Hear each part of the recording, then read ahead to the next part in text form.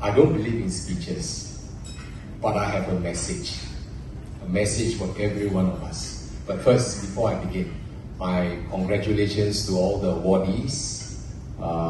Indeed, it is another feather in your cap, but it is different.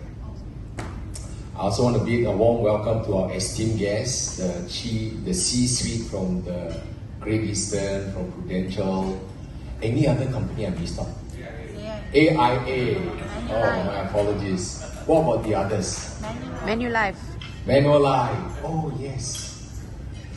See, normally speakers speak before lunch, before you eat. So after all the halal food, the mind is not in sync. Anyway, today, the message is the future in our hands. I'm not just going to give you another PowerPoint slide and tell you this and that, but you need to know the urgency of the hour, the kind of environment that we are in, and how do we respond to this. It is easy to just give you a lecture, easy to just tell you about the awards, and then you come back next year for another. But let's first of all define trust. What is trust? And this is about trust, right? This Inaugural just give you the acronym, but I give you Webster Dictionary. Trust is the firm belief in the ability, reliability, and the truth of a person. And you and I would know that trust is the most fundamental basis of a relationship. Whether it is between spouses, within the family, in the community, at work, wherever, it is about trust. For us, it is in the marketplace. So my talk today is just simply because I was only given 20 minutes because your car park will expire. 3 things. Number 1, it is qualitative excellence. Number 2, it is ethical leadership. Number 3, it is ongoing learning. And this we must do, because I see in this room there are only 8 tables. I believe there are many more trusted agents who are out there, but they did not apply for whatever reasons. Perhaps after this you become evangelists, you become TE, trust evangelists. Go out and bring them in. This award is quite different. So let me start with qualitative excellence. Now this award sets it apart from other awards. Other awards that we know of like MDRT, like AFINSA, and even within your companies. These are all about quantitative performance. And every award, incentive, cash or otherwise is all based on your production. But I want to tell you, numbers do not tell the whole story. Numbers, they only tell you part of the stories. The commissions, the bonuses, the overriders that you earn doesn't exactly tell the people about you. But today you are here because you are first of all endorsed by your company. And you are also endorsed by your clients, satisfied clients. And these people put you up. That's why you are here to receive this. It is not about quantitative. We got enough of all this. But I've seen enough as someone with the STAR team, and we often engage MES on industry issues. And we find that all too often, it is the pursuit of fame, fortune, and whatever. And they want a shortcut. And they want it fast. And they want to bend the rules. Now, as a result of numbers, KPIs that they are chasing, even if they earn all this, it doesn't reflect the character. I tell you, this award, it embodies a couple of things. Number 1, it embodies your ethics. It embodies, secondly, your integrity. And thirdly, it shows the unwavering commitment of you to your customers. That you can do this on a consistent basis to your clients and that they endorse you. And that is important. Because if we fail in this, the future is not bright. But now the future is in our hands. Because right now our relationship with MAS is quite open. We do converse over a number of topics. And so it's not like the days past where they are quite high-handed and they just push it down to you. And since 12 years ago when we first engaged them and we told them, I agree with you that the game is not well played. Those who play according to the rules like you are in here. But there are some people who go around the corner and they bend the rules. These are the mouth practitioners. So we, the STAR team, were committed to MAS. We said, let's do this together. Let's go and catch the mouth practitioners. And you see in the papers even today, not today, I mean even this year, every year without fail there will be some practitioners from our industry who will make it to the newspaper, to the courts. They get fined, some get jailed. But you notice, this time the regulators, they only catch the malpractitioners. They don't punish the rest.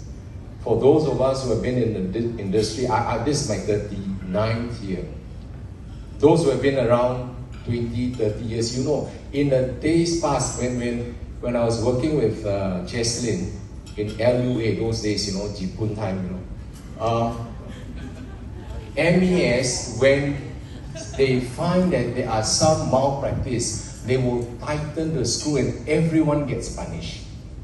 Now it's quite different. But all this is because of quantitative performance pressure on them. So I commend you that you are here because of qualitative excellence. So keep it up. Keep doing what you are there for. Exhibiting your ability, your reliability, and your trust. And it takes time. It's not overnight. Secondly, I want to talk about ethical leadership. You ought to be the leader in this. You ought to be the evangelist in this. If you see and spot anyone who is not compliant, who decides to play the game the business, game the product, whether in the office or out there on the roadshow, please be a whistleblower. Bring this back to your company or bring this to IFPAS. We will take the matter further. Now, all discipline, they are meant to correct a person, even in the judicial court. It is meant to correct a person. But some people, we just need to show them the door because they got no place in our industry. Now, because the many sessions, my STAR team and I, we sat down with MAS, you know how difficult it is to really persuade them to change their mind. Of course, our biggest challenge then was fee-based. Do you know when we started the fight, they told us, they said, Mr. Leong, don't bother. The panel, MAS panel with 14 members, all these giants, they have already decided it will be fee-based and it will be 2 tiers. So we fought. We engaged and we presented to them. MAS opened the door. In short, it was reversed. Then there's balanced scorecard, then there's bundle product, and so many others, even the CPF thing. Yeah. So sometimes my colleagues and I, my staff team, we sit back and they say, actually, why are we fighting so hard? We used to have more hair, but now we got less hair. We try and conserve the business model for each and everyone. It's not about Prudential or Great Eastern or AIA, it's for the whole industry. For the person who is really working hard to provide a living for him and his family, and also help his client to build his or her future. There are really decent people out there. But, you know, by conserving all this, it gives opportunity for those people who by mind and by heart, they are evil. They just want to churn the game. So, in short, we are actually containing the environment for them to cheat some more, to earn some more. Now, I got nothing against you earning your commission and your bonuses and so on, but do it the proper way. Play within the rules. And there are many people in this room, you played within the rules and you are well compensated.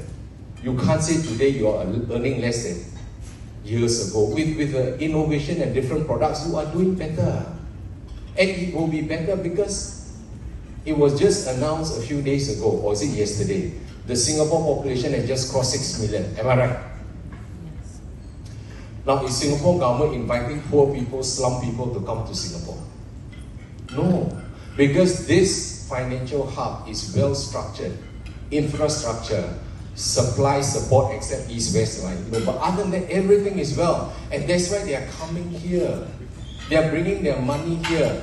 Why do you think banks are focusing on high net worth? Why do you think insurance companies are focusing on high net worth? Because they are bringing in the money. So that means potential for us. But if you have one or two or more clowns who decided to do things their way, doesn't matter. Some people are quite short-sighted. Never mind, I make the money now. If I get caught, okay lah. If I don't get caught, at least I earn a bundle. I can take all the photos, come out here, collect award, put on social media, fly business class, wear all the Rolex watches. It's okay. But you know, you have just destroyed the future of those who are practicing and others who are coming in. So back to ethical leadership.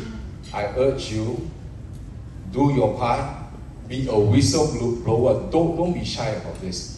Complain to your company. You know someone who is cheating and not doing the proper way, eventually it'll come back to hit us. Because when the consumers lose their trust in us, you follow me?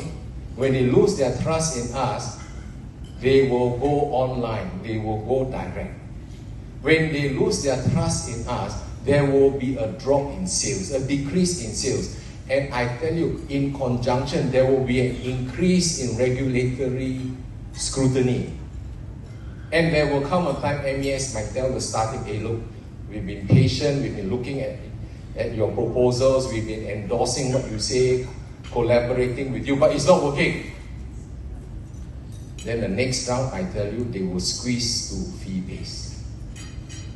And there'll be no more mercy. There'll be no more grace. And they will tighten the thing. So we are trying to hold it like a fort, a dam, don't let the water overflow. So I need you to do this as well. So go out, be a trust evangelist. So you help our job easier. You help, I'm sure, I mean the likes of Patrick, whom I've known so well, Jesselyn and Ben and so on. You think their job is easy. I work with them, I know. Their compliance department, you think they're evil. They are not. They are also trying to help us. But each and every month, the compliance department will uncover new cases and customer complaints. And the worst of all is the loss of public trust. It will be a loss of our reputation. This industry's reputation. Now I am so happy. I see a lot of graduates and people are coming into this industry and so on. Do you know, you go back 30 years ago, I went for my job interview, I came back, I told my mom, I'm going to sell life insurance. She said, huh? 4 years university, you're going to study, sell life insurance. You know, the standing of the life practitioner in our industry has gone up. And it has gone up, it's not because of me, it's because people before me have done the sowing and the seeding. Today we are reaping the benefit. That's why you have this environment to work in. Some of us, we work hard the last 10 years to get the environment that you are here. So going forward, be evangelists so that you can prepare the environment for not only yourself, but those people whom you're recruiting, to bring them into the business. And the last thing, which is a requirement, which is ongoing learning. We have a few, one or two people who try to appeal in the application of this award. This person has met all the criteria and had all the years of experience, but it's been more than 10 years since that person had studied anything, attend any course. We want to keep it current. Even the legal profession, they have to be current. Because law changes. Even the medical profession, they have to be kept current. They have to know, nowadays surgery is keyhole. But for the life practitioner, the last time I took a course was like 10 years ago when I attended some, what course was it 10 years ago? Maybe you took an M9, I think M9A or whatever. But you really need. So, our VP, Seng Chuan, had already told you about high net worth, FCH, FP, and other courses. We are trying to work with third-party organizers because you know what? We need to give you options. You and I need to go beyond what we have. And if I can urge you, please go into AI. That is the way to go. It is not being lazy, but it is using it as a tool. It will give you a different level of realization of the potential. So with that, I want to thank you for your attention. Thank you for indulging me, and I wish you the very best. See you next year.